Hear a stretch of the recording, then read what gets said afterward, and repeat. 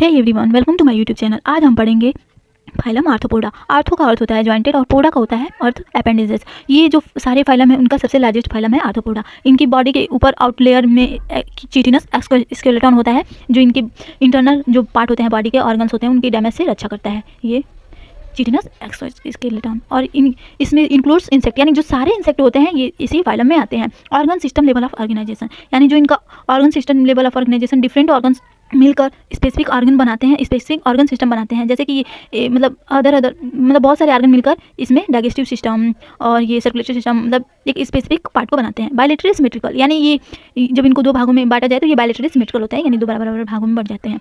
Triploblastic, यानी triploblastic का अर्थ होता है कि इनको एम्ब्रियो जो होता है उसमें 3 जर्म लेयर्स होते हैं, एक्टोडर्म, मेसोडर्म, एंडोडर्म। और सिगमेंटेड होता है बॉडी और सिलोमेटेड एनिमल होते हैं। बॉडी डिवाइडेड इनटू, इनकी जो बॉडी होती है वो head, thorax and abdomen 3 part में डिवाइडेड होती है। रेस्पिरेटरी ऑर्गन में है gills, book lungs and trachea, यानी बहुत से इस ये जो फाइलम है बहुत ही लार्जेस्ट फाइलम है, तो जिसमें बहुत सारे जीव आते हैं जिनका रेस्पिरेटरी ऑर्गन अलग अलग होता है। जैसे कि बुक लंग्स होता है ये बिच्छू में, स्कॉर्पियन में। और ये सर्कुलेटरी सिस्टम इनका ओपन टाइप का सर्कुलेटरी सिस्टम होता है।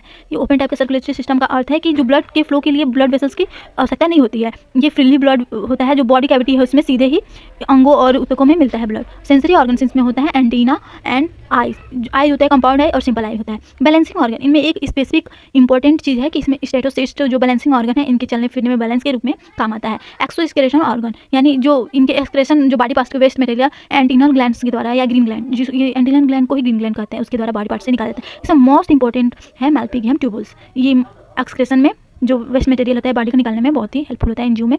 कोरल ग्लैंड, ये भी एक एक्सक्रेशन ऑर्गन है। उसके बाद से हम आगे बढ़ते हैं फर्टिलाइजेशन, यानी ये इनका रिप्रोडक्शन कैसे होता है। इनका रिप्रोडक्शन इंटरनल होता है और ओविपोरस होता है, यानी जो जीव होते हैं अंडे देते हैं। ये इनका फर्टिलाइजेशन डायरेक्ट हो सकता है या इनडायरेक्ट हो सकता है। इसके बहुत सारे एग्जांपल्स हैं, जैसे कि इकोनॉमिकली इंपॉर्टेंस इंसेक्ट में आते हैं एपिस, हनी बी, जो हनी मधु निकाला जाता है, बॉम्बेक्स, सिल्कवर्म जिससे सिल्क बनाया जाता है, और लैसीफेरस लैक इंसेक्ट, तो ये है हनी बी, ये है सिल्कवर्म और ये बहुत सारे लैक्सीफेरस। और इसके आगे हम जो वेक्टर्स हैं बहुत सारे, जैसे कि इसके अंतर्गत आते हैं anopheles, queueless and Andes mosquito. और ग्रिगेरियस पेस्ट है, यानी लुकोस्टा लुकोस्ट, यानी जो ग्रॉस हॉपर होता है, आप अक्सर खेतों में देखे होंगे, इसका रंग भी हरा ही होता है, ग्रीन टाइप का होता है और ये अक्सर फसलों को नुकसान पहुंचाता है। ये आर्थ्रोपोड में ही आता है ग्रॉस हॉपर। लिविंग फॉसिल, ये बहुत इंपॉर्टेंट है कि आर्थ्रोपोड का एक बहुत ही मोस्ट इंपॉर्टेंट लिविंग फॉसिल कौन है, तो ल्यूमिनस किंग क्रैब, यानी जो केकड़ा होता है ना, वो ये आर्थ्रोपोड्स में आता है। और ये होप आपको ये वीडियो अच्छा लगा हो। ये मैंने पूरा आर्थ्रोपोडा जो होता है फाइलम को बहुत ही अच्छे से समझाने की कोशिश की है। होप आपको वीडियो अच्छा लगे। Please like, subscribe, share. Thanks for watching.